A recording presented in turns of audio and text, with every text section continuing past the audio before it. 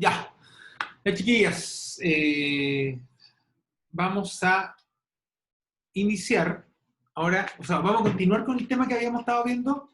Ustedes se recuerdan, estábamos viendo los conceptos de los modelos de liderazgo, ¿no es cierto? Y habíamos estado viendo las, los estilos, más que los modelos, perdón. Los estilos de liderazgo que uno puede, sobre las cuales uno puede analizar. Ya habíamos visto el uso del poder, habíamos visto el tema de cómo era el comportamiento político en ese sentido. Y lo que vamos a empezar a ver ahora tiene que ver con tres modelos de liderazgo que ustedes están en las lecturas que les he pasado además, que son modelos clásicos. Vamos a llamarlos los modelos clásicos, es decir, los primeros modelos que empezaron a analizar cómo se comportaba el liderazgo a lo largo del tiempo. ¿Ya? Y vamos a partir por el primero, que corresponde... bueno, los tres cuáles son, no se los dije. Modelo de liderazgo de rangos, el modelo de la teoría XY y el modelo de liderazgo conductual. Son tres modelos que dependen justamente de distintos estilos desde donde se ve. Desde cómo los distintos académicos han tratado de entender el concepto de liderazgo. ¿Ya? Y vamos a partir con el primero. El modelo de liderazgo de rango. Y este modelo se basa en tratar de identificar los rasgos que tienen los líderes exitosos en diversos puestos gerenciales. ¿Ya? Por ejemplo, hay estudios que dicen de que aquellos que son optimistas, que son entusiastas y que tienen dominio de las cosas, generalmente son buenos gerentes de venta. ¿Entiendes? Entonces, esos tres como rasgos, ¿ya? El optimismo, el entusiasmo y el dominio son parte de ese patrón que tienen los líderes, ¿ya? Acá estamos hablando siempre de generalidades, ¿ya? No estamos hablando de algo que sea algo así que sea completamente concreto o comprobable, sino que son netamente generalidades. Pero lo que hizo este modelo fue justamente tratar de entender esas generalidades, ¿ya? Este modelo se basaba en las características que tenían los líderes, exitosos obviamente, y lo que buscaba hacer era predecir lo que se conoce como la efectividad del liderazgo. Luego de lo que hacía, de esa predicción que hacía, se comparaban las listas de rasgos resultantes con las gerentes potenciales, es decir, con aquellas personas que se estaban evaluando posiblemente como para poder decir son buenos líderes, para saber si iban a fracasar o iban a triunfar. Ese es como el concepto principal de este modelo del liderazgo de rangos. ¿Ya? ¿Qué limitantes tiene este modelo? Primero, que en términos de rasgos de personalidad, propiamente tal, no hay patrones que sean consistentes. ¿Entienden? O sea, una persona que puede ser muy buen líder, no necesariamente va a ser igual a otra a partir de las características que tiene. ¿Ya? Entonces no tiene un patrón consistente que nos permita de una u otra manera identificarlo como tal. ¿Ya? Además, otra limitante que tiene no sé si no lo quiero llamar error, sino que el limitante que tiene este modelo tiene que ver con que relaciona rasgos físicos, ¿ya? Estatura, físico, la energía con el liderazgo efectivo. Y no necesariamente es así, ¿entienden? Incluso en los tiempos actuales, este modelo podría incluso asociar el tema de que, y hay estudios, si se recuerdan, una de las preguntas del control tenía que ver con eso, respecto a cómo era el liderazgo, o sea, si los hombres y las mujeres tenían un liderazgo distinto. ¿Recuerdan la pregunta, no? Sí, profesor. ¿Sí? Y decían que, digamos, las mujeres son como, tienden a relacionarse de una forma más cercana a los trabajadores. Claro. En cambio, el hombre es como más autoritario, más individualista en ese sentido, de decir yo mando, entonces tienen que seguir mis reglas y así. El hombre es más macho alfa. Exacto. ¿Entienden? Pero justamente, o sea, este modelo tiene mucho que ver con tratar con eso, o sea, con esa como comparación, podríamos decir. Y ahí es donde podemos entrar en problemas, o sea, sobre todo por eso, ¿por qué les digo que podemos entrar en problemas? Porque hoy día, si ustedes entienden cómo está la cosa hoy día eso es algo que no es, no está muy bien visto. Eso es lo que quiero decir, que no está bien visto que suceda una situación así, po. Entonces, el modelo de liderazgo de rango asocia generalmente esos rasgos físicos, esos rasgos de género, con si van a ser o no van a ser líderes exitosos. Cuestión que no tiene mucha relación, objetivamente hablando. ¿Ya? Eh, Además, en sí, tal como lo dice la lectura, el liderazgo en sí mismo es muy complejo. O sea, entender el liderazgo, de verdad, es complejo, no se ha podido entender a lo largo de los años. O sea, hay muchos que no entienden cómo funciona el liderazgo, eh, o más que no entiendan cómo funciona. Hay muchos que no logran entender que el concepto del liderazgo es distinto hoy día y ha sido distinto por lo largo de los años. Entonces, el hecho de que todavía se esté pensando en el liderazgo solamente como quién puede mandar y quién no, es algo que es no entender hacia dónde ha ido este concepto a lo largo de los años. ¿Ya? Esa es como las principales limitantes del modelo propiamente tal.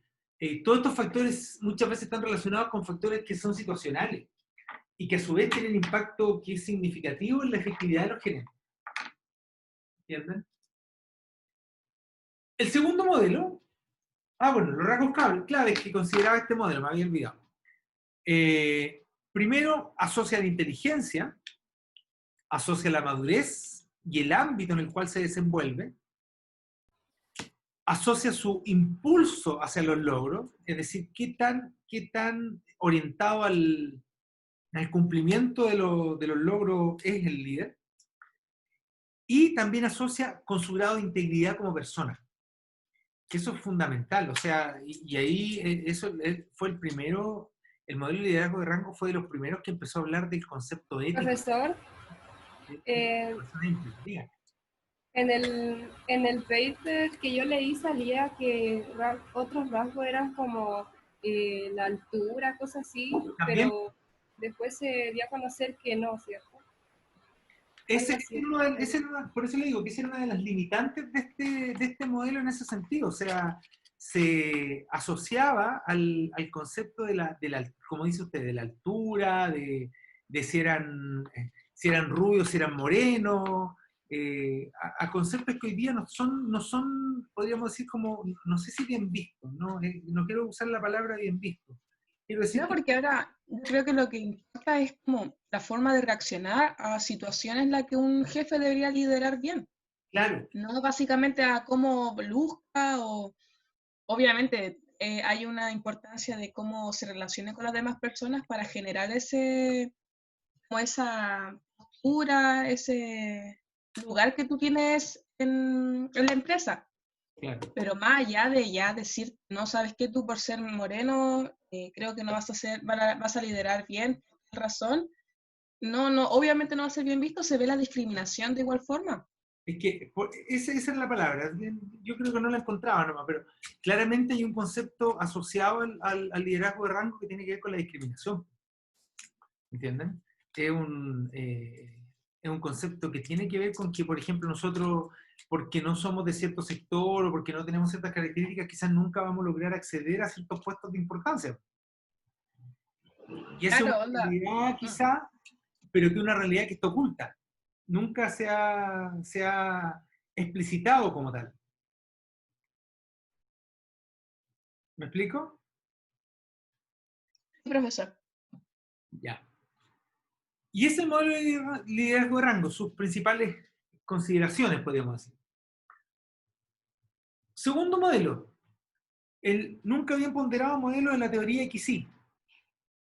¿Y qué es lo que hace en la teoría XY? ¿Ya? Asocia justamente que las personas o son de un tipo o son del otro. Entonces hay gerentes que se basan en liderar de acuerdo a la teoría X y hay otros gerentes que se basan en liderar de acuerdo a la teoría Y. Y la teoría X y la teoría Y tienen que ver o asocian cómo es la persona, ¿ya? La teoría X es un conjunto de creencias que adoptan un enfoque del mando y el control de la administración netamente autoritario. ¿Por qué? Porque está basado en un punto de vista negativo de la naturaleza humana. ¿Ya?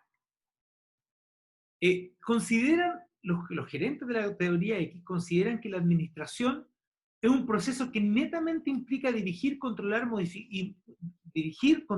y modificar el comportamiento de los subordinados. ¿Pero para qué? Para que ellos sean capaces de ajustarse a las necesidades de la organización. Es decir, son ellos los que tienen que ajustarse, no la organización a los subordinados. No es capaz de tomar, por ejemplo, de pensar que esos subordinados pueden tener quizás ideas propias que sean útiles y que sean factibles de llevar a cabo y apoyar a la organización. No, la teoría X dice no, son todos iguales, no tiene otra posición. ¿Ya? Es como lo único que hay, podríamos decir. Y por más que tratemos de hacer que las personas o sean más trabajadoras o tengan más iniciativa, ¿ya? Dice no se logra hacer. ¿Ya? Ok. ¿Qué es lo que asocia este modelo, podríamos decir? Asocia el comportamiento del gerente a la influencia de los supuestos que arroja la teoría X. ¿Ya? Y los supuestos de la teoría X se basan en qué es lo que motiva a las personas. ¿Ya? La diferencia en el comportamiento de los gerentes se analizan justamente al tratar de entender o comprender los diferentes supuestos que ellos hacen respecto de cómo son las personas con las cuales ellos trabajan. ¿Ya? Esto fue lo que planteó o lo que pensó MacGregor en el año, imagínense que esta teoría, la teoría X y la teoría Y, es del año 57. ¿Ya? MacGregor crea las clasificaciones de teoría X y teoría Y. ¿Para qué? Para contrastar, ¿ya?, los conjuntos de supuestos y creencias que en ese momento existían respecto a cómo los gerentes tenían que manejar a los distintos grupos de trabajo, porque no se le llamaba equipo en ese tiempo, sino que eran los subordinados, eran grupos de trabajo. Entonces, habían distintos supuestos de cómo ellos tenían que manejar a la gente, cómo ellos tenían que controlarla, cómo tenían que dirigirla, cómo tenían que mandarla. Y a partir de eso, MacGregor crea en el 57, o define en el 57, estas dos clasificaciones de teoría X y teoría Y para tratar de entender este concepto. ¿Ya? Los gerentes, tanto de la teoría X como de la teoría Y, saben que son los responsables de cómo se manejan los recursos en sus unidades. ¿Ya? Y estos recursos son dinero, materiales, equipo y personas. ¿Qué es lo que los distingue a unos de otros? Son las propuestas acerca de qué es lo que motiva a las personas que trabajan con ellos y cuáles son las mejores formas de desempeñar las responsabilidades gerenciales que ellos tienen como jefe. ¿Ya? La teoría X, ¿qué es lo que propone? Propone primero, o piensa, que las personas en sí son inherentemente perezosas. Las personas son flojas. ¿Ya? Son flojas. Y por consiguiente, para que trabajen, ¿ya?, para motivarlas, son necesariamente, tiene que ser a través de incentivos. Segunda propuesta de la teoría X, las metas de las personas, es decir, los objetivos que las personas tienen, son siempre en contra de los que busca la organización. Son siempre en contra de los que busca la organización. Tercero, las personas son irracionales, de acuerdo a esto. ¿Ya? Por lo tanto, las personas son incapaces de mantener una disciplina. y no tienen el dominio de lo que hacen. Imagínense los planteamientos de la teoría, ¿ya? Irracionales, no tienen el dominio de lo que hacen, ¿ya? Y por último, las personas prefieren 1000 veces que la dirijan. ¿Para qué? Para evitar la responsabilidad. ¿Qué es lo que quiere la persona? Por sobre todo, seguridad. Esos son los planteamientos de la perspectiva de la teoría X, ¿ya? Esta perspectiva supone que si no existe la intervención de un gerente, la mayoría de los empleados van a ser pasivos frente a las necesidades organizacionales. No van a hacer caso, no les va a interesar, ¿ya? E incluso, si es posible, se van a tratar de resistir a ellas.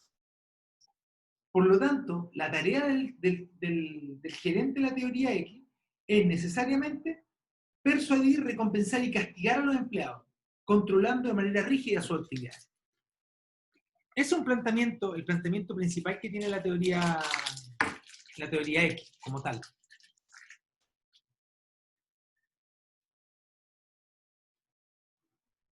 Vamos por otra parte de la teoría Y. ¿Qué es lo que dice la teoría Y? Todo lo contrario.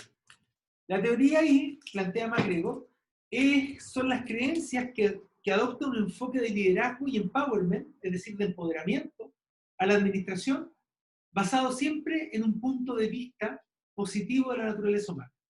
¿Ya? ¿Qué es lo que asocia, qué es lo que trata de decir la teoría Y? Que los líderes son, en este concepto actual de coach, es decir, es más como entrenador que un dictador, ¿ya? Son claros cuando dirigen, son concisos cuando se trata de explicar las metas, permiten la flexibilidad dentro de ciertos parámetros como tal, y son maduros desde el punto de vista de ellos como personas. Aún cuando... Sí, disculpe.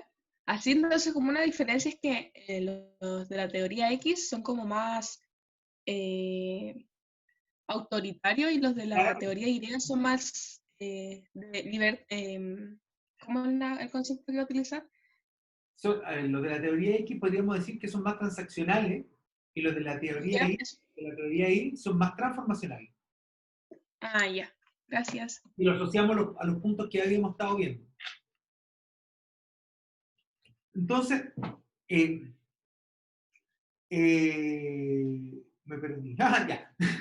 Que decía que les contaba yo de que en el fondo el gerente de la TDI piensa que todo es más positivo, ¿ya? Y lo estaba hablando de la madurez. Y son mucho más maduros desde el punto de vista del ego. ¿Qué significa ser maduro desde el punto de vista del ego? Que entiendo cómo funciona la cosa y sé que justamente no se va a ver afectado mi ego si entrego parte de la responsabilidad que manejo. ¿Entienden? Eso es parte importante de un gerente de la teoría Y, ¿ya? ¿Qué propone la teoría Y? Primero, que al ser humano no le desagrada el trabajo. Incluso si nos enfrentamos a condiciones controlables, el trabajo va a ser siempre una fuente de satisfacción. Segundo, plantea que el control, las reglas, ¿ya? Y las amenazas de castigo no son las únicas formas que existen para alcanzar metas organizacionales. ¿Por qué? Porque los mismos empleados van a ejercer una dirección al servicio de las metas con las que están comprometidos. La teoría X decía que mis metas son siempre diferentes a las de la empresa. Acá no, acá dice que yo puedo tener las mismas metas que la empresa. ¿Ya? En condiciones apropiadas, la persona no solamente acepta la responsabilidad, sino también la busca. ¿Ya? Son capaces de ejercer un grado alto de imaginación, ingenio y creatividad. En resumen, según el punto de vista de esta teoría, no son pasivos los empleados, tampoco se resisten a las metas, ¿ya?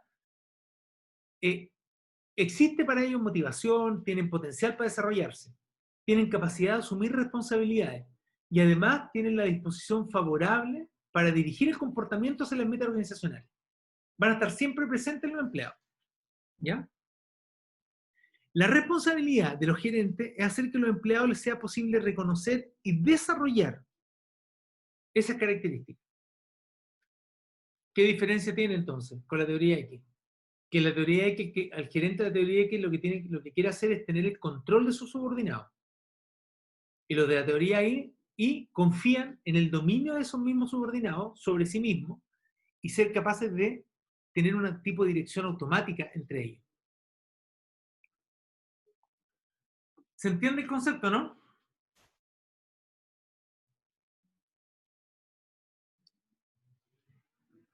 ¿Se entiende? Profe, Sí, lo escucho.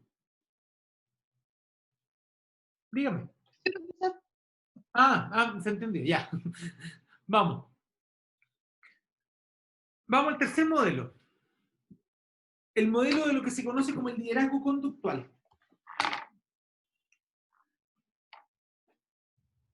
La mayoría de los estudios de comportamiento que han existido sobre el comportamiento de los líderes, perdón, en los años cuando MacGregor planteó la teoría XY y un poco antes, que en fondo al final de la década de los 40, empezando los 50, posterior a la Segunda Guerra Mundial, porque durante 20 años, durante casi 15 años, el mundo estuvo pendiente de solamente la guerra, el 29 la Gran Depresión, y de ahí en adelante que se fue formando ese cúmulo de odio a nivel mundial que después desencadenó en la Segunda Guerra Mundial.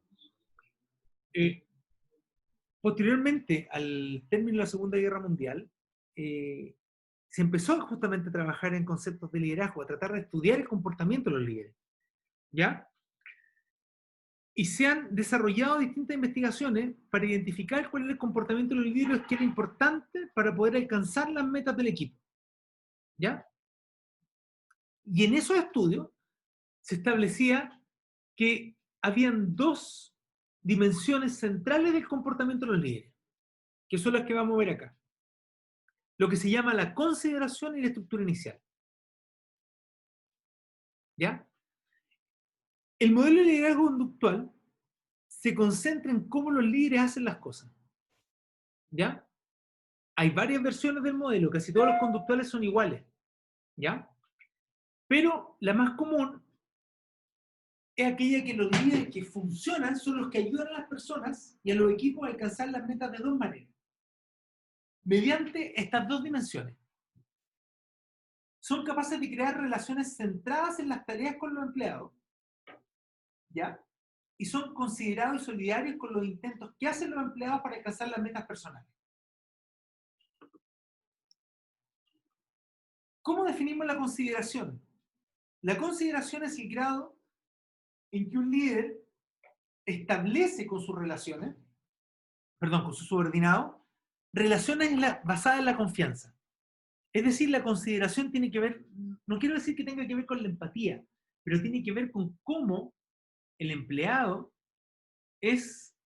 cómo el líder se relaciona con su empleado en términos más de su relación personal.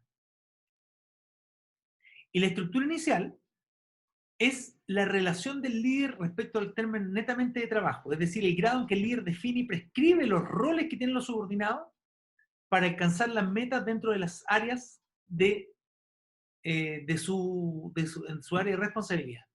¿Ya? Este estilo, como tal, se centra en que la dirección de las actividades de los equipos, o incluso del empleado individual, a través de la planeación y la comunicación, es capaz de orientarlo desde el punto de vista de utilizar esa estructura inicial que piensa.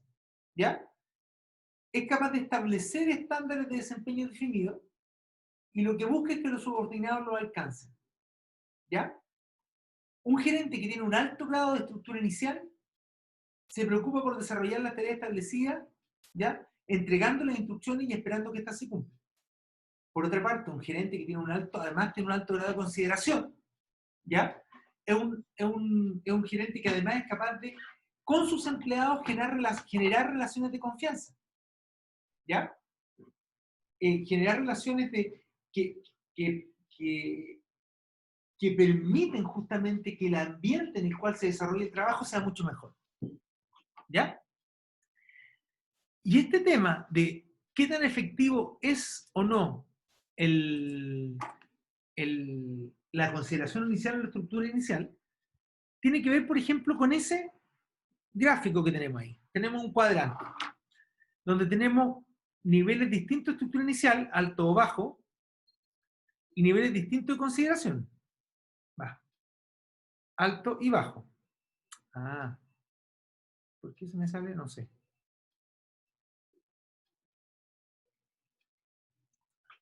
Entonces, por ejemplo, ¿cuándo va a ser efectiva la consideración? Es decir, ¿cuándo es importante tener un alto grado de consideración? ¿Cuándo es importante ubicarse en este cuadrante?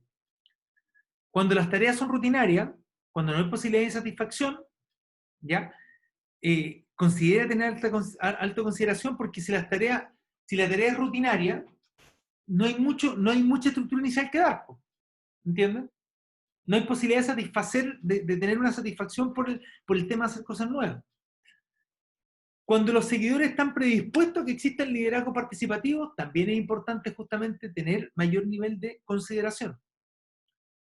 Cuando los miembros de los equipos tienen que aprender cosas nuevas, ¿ya?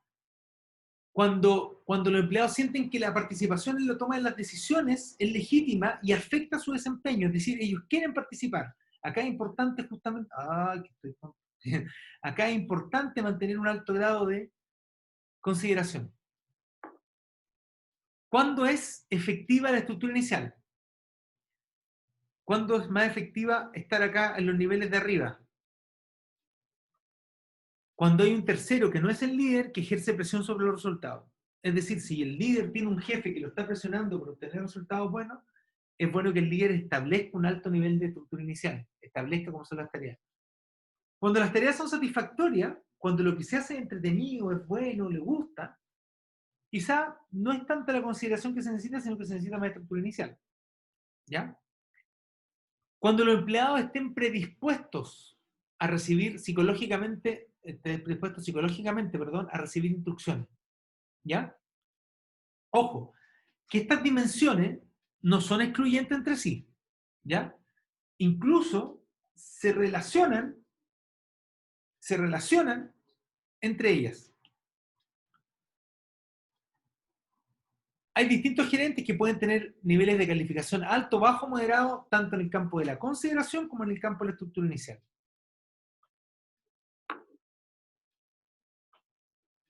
Eso es principalmente en términos de los modelos de liderazgo conductual. Un siguiente modelo es lo que se conoce como el modelo de liderazgo consultacional. ¿Ya? ¿Y qué es lo que hace? Toma el mismo modelo de liderazgo conductual, pero lo hace coincidir con el grado de preparación que tengan los seguidores. A ese grado de preparación le llama la madurez de los seguidores. ¿Ya? Este modelo tiene 3 elementos básicos. La existencia de un conjunto de varios estilos de liderazgo posibles.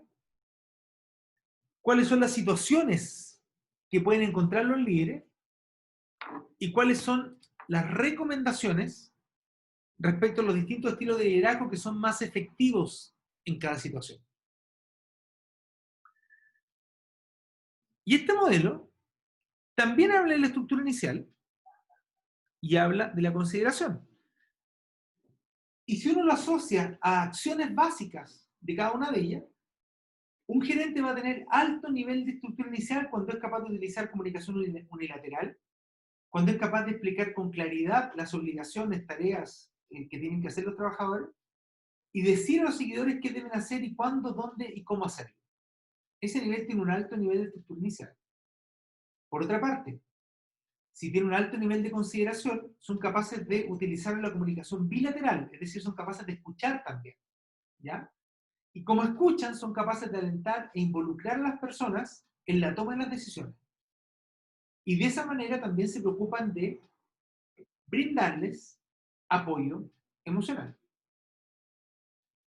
Y de acuerdo a este modelo, los gerentes van a poder elegir entre 4 estilos de liderazgo posibles que pueden utilizar. Esos estilos de liderazgo posibles implican distintas combinaciones de estructura inicial y de consideración, que en este caso habla de comportamiento de tareas asociado a la estructura inicial y comportamiento de relaciones, ¿ya? asociado a la consideración.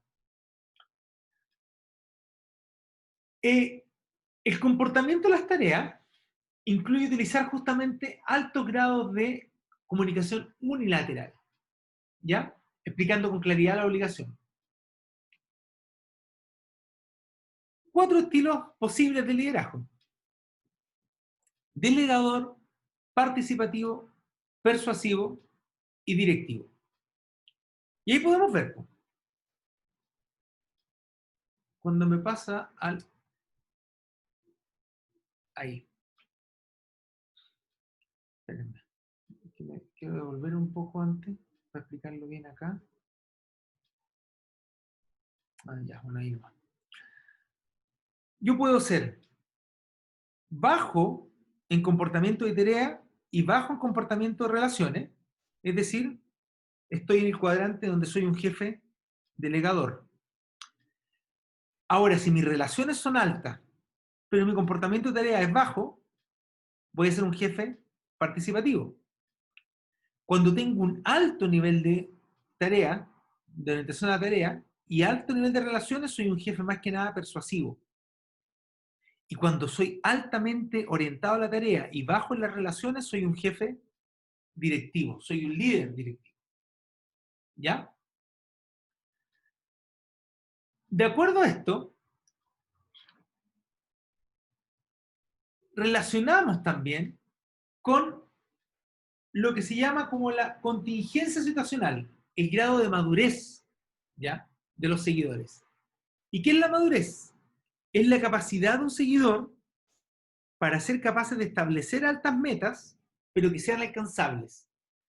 Y la disposición que tiene para aceptar esa responsabilidad de alcanzarlas. Y aquí es donde aparece el grado de madurez de los seguidores. Cuando yo cuando soy capaz, dispuesto, vamos a empezar del R1 en adelante. Incapaz, no dispuesto, inseguro. Es decir, primero tengo bajo comportamiento de tarea, ¿ya? No soy capaz de hacerla. Además, tengo bajo comportamiento de relaciones. ¿Por qué? Porque no estoy dispuesto a hacerlo como tal, ¿ya? Estoy ubicado en el cuadrante R1, que se dice, ¿ya? Ojo, que no lo expliqué antes. La madurez no es una característica que tengan los seguidores, es decir, no tú eres más maduro que otro, sino que tiene que ver con las características del grupo asociado a la tarea. Es decir, yo puedo ser de un estilo determinado ante una tarea y puedo ser de otro estilo diferente ante otra tarea. Un mismo grupo de seguidores puede tener alto grado de madurez, por ejemplo, para algunas tareas, pero grado bajo para otras. ¿Ya? ¿De qué va a depender el grado de madurez? De la cantidad de capacitación que hayan recibido, del nivel de compromiso que tengan con la organización, de los conocimientos técnicos que tengan, de su experiencia en la tarea específica, etc. ¿Ya? Cuando yo tengo un seguidor que está en una etapa de poca madurez para una tarea, ¿qué estilo va a ser más efectivo? Quiero borrar esto. El directivo. Voy a borrarlo todo. El directivo. ¿Por qué? Porque cuando el líder usa un estilo directivo, está entregando instrucciones claras, está dando órdenes específicas y es capaz de supervisar el trabajo de cerca. ¿Ya? Con un estilo directivo siempre el líder va a asegurarse de que los empleados nuevos o los empleados en general se desempeñen bien. Cuando la madurez de un seguidor por una tarea específica aumenta, ¿ya? Es decir, todavía es incapaz, pero está dispuesto, confiado a hacerla. En ese caso, el líder tiene que seguir dando un cierto nivel de guía, ya cierto comportamiento, porque todavía no está todo listo para asumir la responsabilidad total para desempeñar la tarea. Ese es el estilo persuasivo. ¿Por qué? Porque el gerente inicia conductas de apoyo para crear justamente una alianza con el empleado y mantener el entusiasmo. Ahí es cuando pasa el estilo persuasivo, ¿ya? Cuando se pasa al estilo persuasivo, lo que se entrega es una guía, se fomenta la comunicación bilateral y se ayuda al seguidor a sentirse motivado. Tercer grado de madurez, cuando se siente capaz de hacer una tarea, pero no está dispuesto, ¿ya? O inseguro. No está dispuesto a hacerla, pero se siente capaz que la puede hacer, ¿ya? Ahí el seguidor está confiando en que puede desempeñar la tarea. Y el gerente ya no necesita dirigirlo tanto, porque sabe que el tipo sabe hacerlo. Entonces, el gerente lo que hace ahí es mantener una comunicación abierta, pero escuchando de forma activa al seguidor y ayudándolo cuando éste se esfuerce para poder tratar de utilizar lo que aprendió. Cuando se utilizan estilos de ese tipo, estamos hablando del estilo participativo.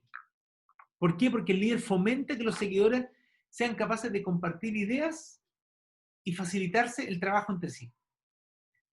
Y por último, cuando el nivel de madurez es que es capaz de hacerlo, es decir, sabe hacerla, está dispuesto a hacerlo y es confiado en que lo puede hacer, en ese caso yo tengo que usar un estilo delegador. ¿Ya? Es donde el liderazgo efectivo implica más delegación. Cuando un líder utiliza un estilo delegador, le asigna a los seguidores responsabilidades para tomar e implementar decisiones. ¿Por qué es efectiva la delegación en una situación así? Porque el seguidor... Perdón, disculpen. Estoy en clase. ¿Qué examen de qué? ¿Ya? Sí, que te ayude a buscarla. Bien. ¿A qué hora fue? A las 15:17 para después borrarlo. Ya, déjame, no tengo que anotarlo. Porque... Por Dios. 15:17, ya. Les estaba diciendo que en este caso permite justamente el estilo delegador a los seguidores implementar esas decisiones. ¿Ya? El seguidor tiene la competencia y la motivación para asumir plena responsabilidad del trabajo. Puede ser que en este caso el gerente siga identificando problemas, pero la responsabilidad de poner en práctica justamente los planes se va a depositar en el seguidor, no en el líder. ¿Ya? Cuando un seguidor está plenamente maduro, tiene un grado de madurez para una tarea determinada, se permite que justamente administre y decida cómo, cuándo y dónde van a desarrollar las tareas. ¿Ya? Ahora, ¿qué pasa con estos 4 estilos? Un mismo estilo de liderazgo puede ser efectivo en algunas situaciones, pero no en otras. ¿Ya? Uno tiene que saber muy bien qué estilo de liderazgo va a asumir, ¿ya? O va a elegir, analizando justamente cuál es la situación de los seguidores. ¿Ya? Ese concepto de flexibilidad que se habla tanto del líder es atractivo, ¿entienden?